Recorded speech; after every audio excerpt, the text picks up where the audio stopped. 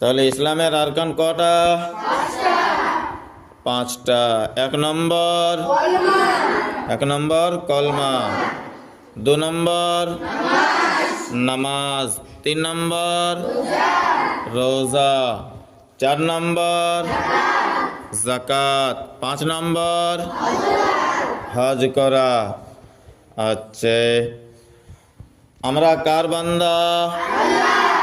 আল্লাহ তাবারক ওয়া তাআলার বান্দা। কার উম্মত? শেষ নবীর উম্মত। শেষ নবীর নাম কি ছিল? হযরতে মুহাম্মদ মুস্তাফা